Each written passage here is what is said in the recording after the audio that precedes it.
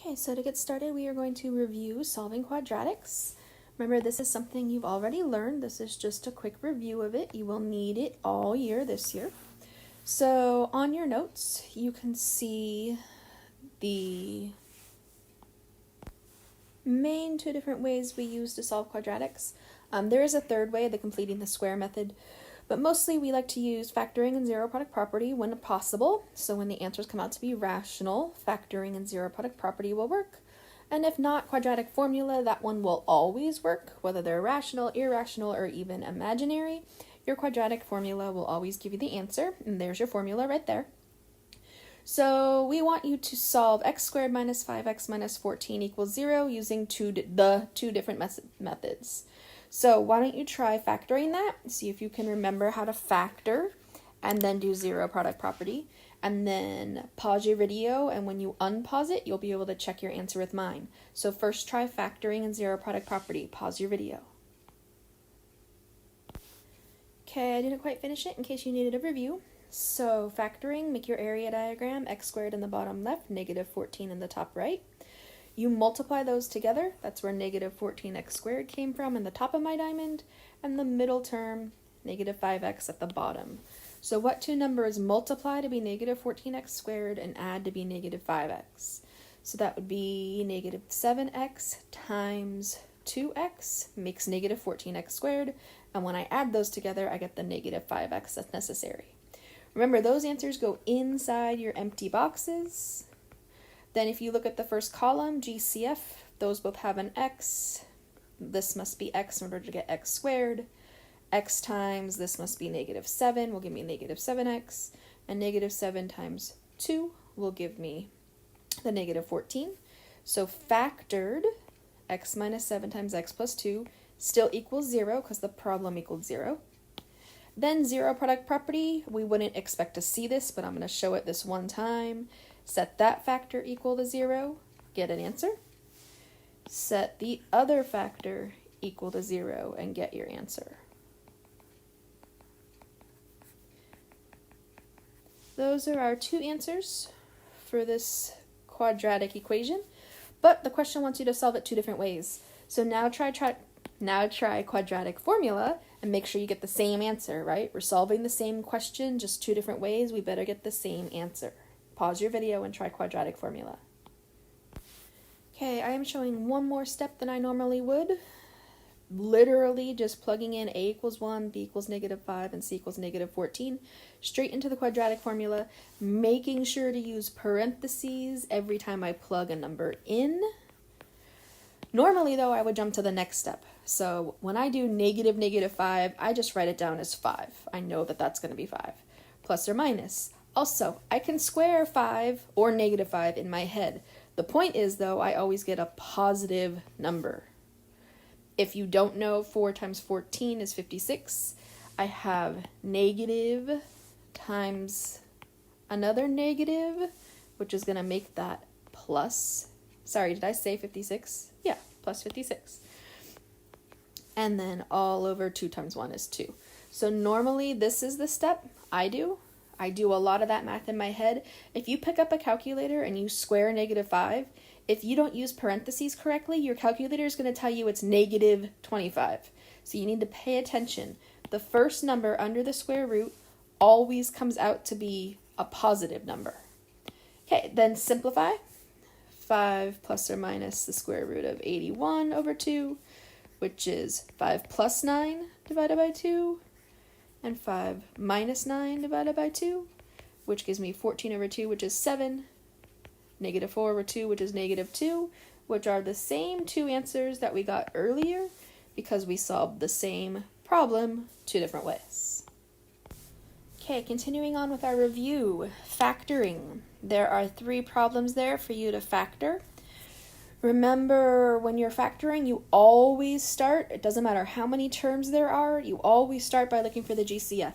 So let's do that for all of these together before we even get started.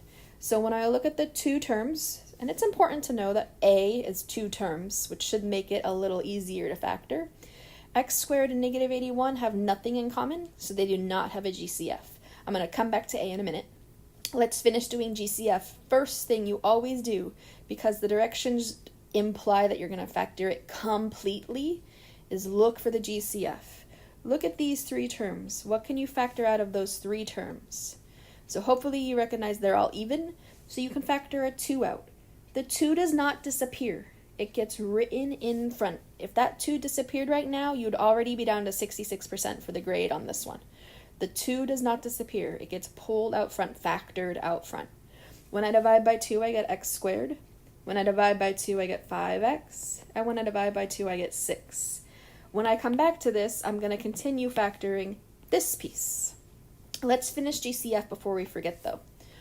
One of the things you always want to do, when the first term is negative, you should factor that negative out. It just makes it easier. I'm a math teacher, and that's what I do every single time to make it easier. You always want to make the problem easier.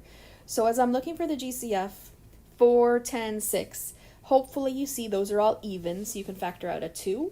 But because that first term is negative, factor out negative 2.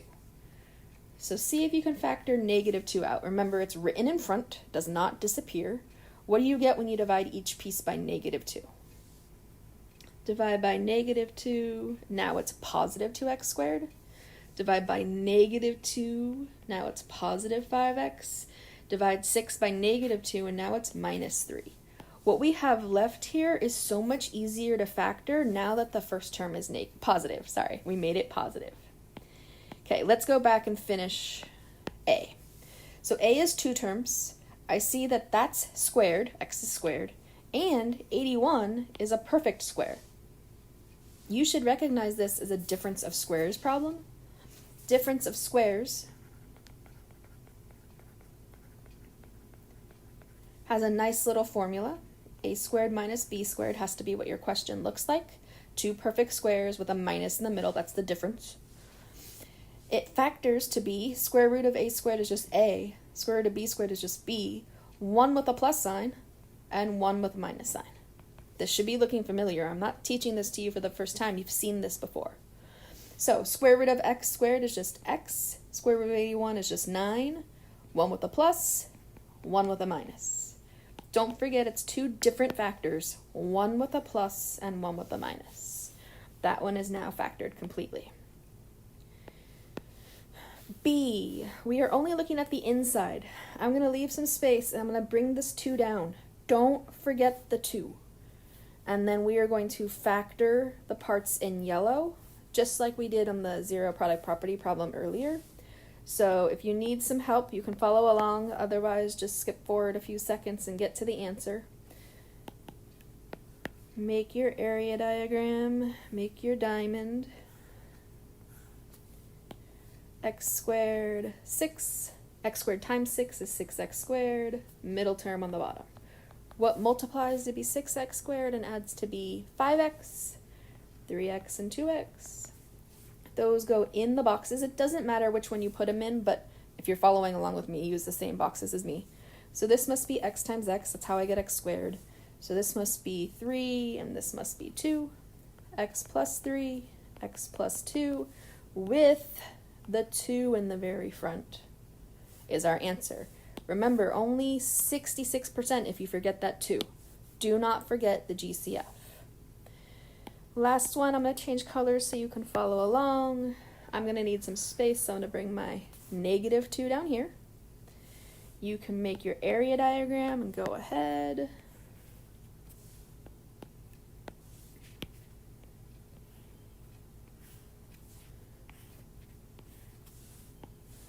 (2x squared) negative 3, 2x squared times negative 3, negative 6x squared, middle term, multiplies to be negative 6x squared, adds to be 5x, must be 6x and negative 1x, 6x, negative x. So this column here, they both are divisible by 2, so the 2x goes on the bottom based on the way I set it up. So x must be here, so 2x times this must be 3, and 3 times this must be negative 1. So the GCF of negative 2 times x plus 3 times 2x minus 1. Also the same thing as writing it this way. As long as the numbers in the parentheses don't change, either one of those is perfectly fine for your answer. Factored completely with the GCF in front.